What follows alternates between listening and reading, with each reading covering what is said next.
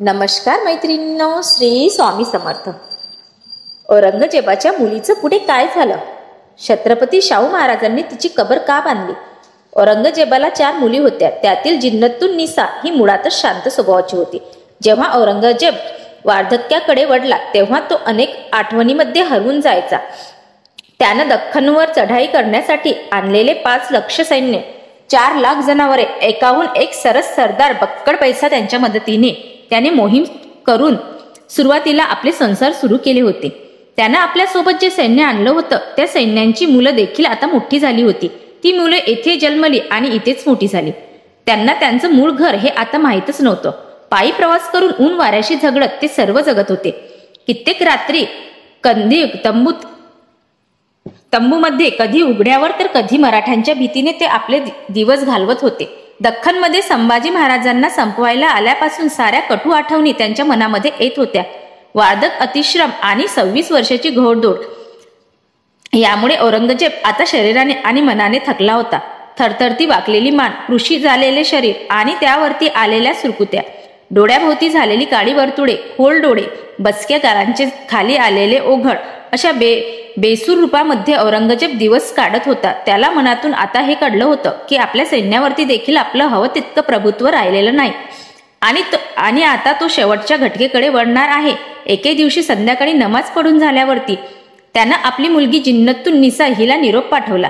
कारण तिचं त्यांच्यासोबत राहत होती आणि त्यांची अगदी लहान मुलांप्रमाणे काळजी घेत होती. जिनत औरंगजेबाच्या तंबूमध्ये आली आणि सलाम करून बसली.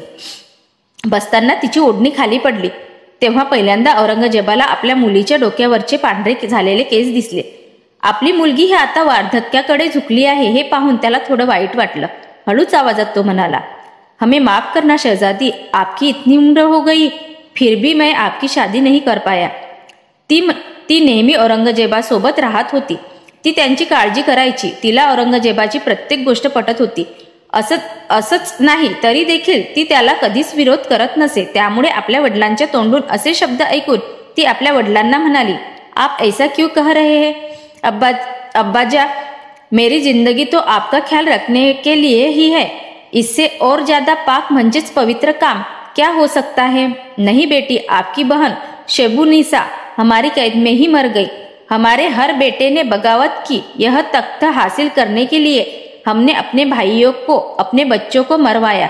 हे सारं ऐकून मिसा दुःखी झाली. पण तिनं हे आपल्या चेहऱ्यावरती दुःख दाखवलं नाही. पुढे तो तिला सांगू लागला, एखाद्या शैतानाला देखील वाईट वाटेल अशी मौत आम्ही त्या संभाला दिली तेव्हा आम्हाला असं वाटलं होतं की सर्व मराठे आता आमच्या पुढे घुटके टेकतील. पण तसं मात्र झालं नाही. त्या संभाच्या मौतचा तर उलटाच असर झाला. त्यांनी तर शांत न बसता वेगळीच जंग शुरू केली. जब राजाराम मर गया तब उसकी पत्नी ताराबाई भी हमारे खिलाफ खड़ी रह गई. त्यानंतर त्याने आपल्या मुलीला हे सांगितले की आमची सर्वात मोठी चूक ही होती की शिवा आणि त्यांचा मुलगा संबा आग्र्याला आमच्या कैदेतून सुटले. जर ते आमच्या कैदेतून सुटले नसते तर आज आम्हाला ह्या मराठी साम्राज्यासाठी इतकं झटावं लागलं नसतं. नंतर त्यांना आपल्या लेकीला हेही सांगितलं की आपल्या इस्लाम धर्मामध्ये पुनर्जन्म हा मानत नाही. पण जर का चुकून माझा पुनर्जन्म झाला आणि मी माणूस म्हणून जन्माला आलो तर मी कधीच पुन्हा या दख्खनच्या पहाडातील लोकांशी किंवा या शिवा आणि संभाषा लोकांशी लढायला जाणार नाही. ही ती औरंगजेबाची मुलगी जी शेवटपर्यंत औरंगजेबासोबत राहिली. मराठा साम्राज्यामध्ये तिचं योगदान हे खूप महत्वाचं आहे. औरंगजेबानं 4 मुली होत्या. त्यात पहिली होती झेबुनिसा, दुसरी होती जिनतुनिसा, तिसरी होती जुबेदानिसा आणि चौथी होती मेहरुनिसा. झेबुनिसा ही अगोदरपासूनच एक बंडखोर प्रवृत्तीची होती. त्यामुळे ती औरंगजेबाला नेहमी अनेक गोष्टीत विनोद करत असे आणि तिनं खगोलशास्त्रात अभ्यास केलेला होता. ती एक उत्तम कवयित्री देखील होती. पण तिचं हे असं वागणं, कविता करणं हे मात्र औरंगजेबाला आवडत नसे. त्यामुळे त्यानं तिला कैदेत टाकलं. औरंगजेबाची दुसरी मुलगी होती जिनतुनिसा. तिचा जन्म महाराष्ट्रामध्ये संभाजीनगर येथे झाला होता. तेव्हा औरंगजेब हा दख्खनचा सुभेदार होता. जिनतुनिसाच्या वयाची 40 वर्ष ही दिल्ली आणि दिल्लीच्या आजूबाजूच्या परिसरात गेली. त्यानंतर 1681 औरंगजेब जेव्हा दक्षिणेच्या मोहिमेवर आला तेव्हा पहिल्यांदा जिनतुनिसांना दिल्ली सोडली आणि ती दक्षिणेच्या दिशेने निघाली. आणि ती आपल्या वडिलांच्या प्रेम असणारी अशी मुलगी होती. ती मराठ्यांच्या दृष्टीने महत्वाचे काम तेव्हा करत जेव्हा छत्रपती संभाजी महाराजांच्या पत्नी येशूबाई आणि त्यांचा मुलगा युवराज शाहू हे दोघेही औरंगजेबाच्या कैदेत पडतात.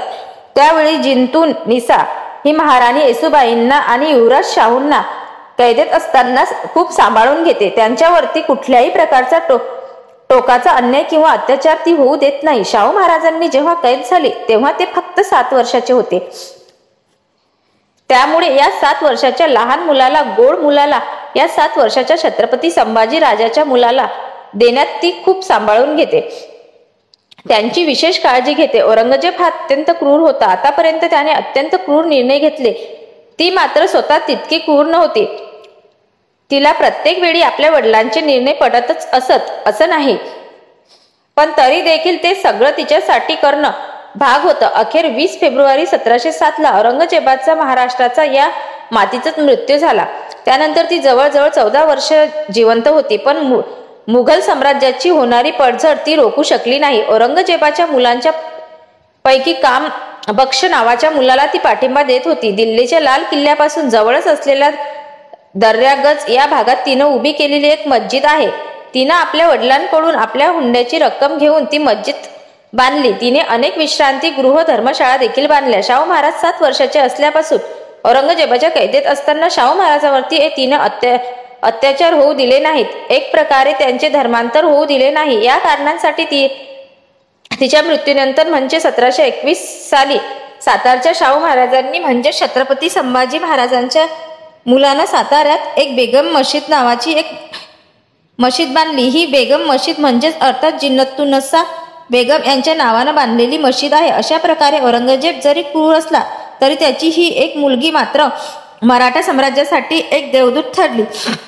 जसे काट्यामध्ये गुलाब उगवते तसे त्या औरंगजेबाच्या त्या क्रूर साम्राज्यात उगवलेले हे एक शांत असं फूल होतं, ज्यानं शाहू महाराजांना खूप चांगल्या पद्धतीनं सांभाळलं. संभाजी महाराजांनी जेव्हा त्या जीव घेण्या यातना दिल्यात जात होत्या तेव्हाही तिला खूप दुःख होत असे, पण ती आपल्या वडिलांच्या काही बोलू शकत नव्हती. त्यामुळे ती फक्त बेदारक नजरेनं सर्व काही पाहत होती. जय भवानी, जय शिवाजी.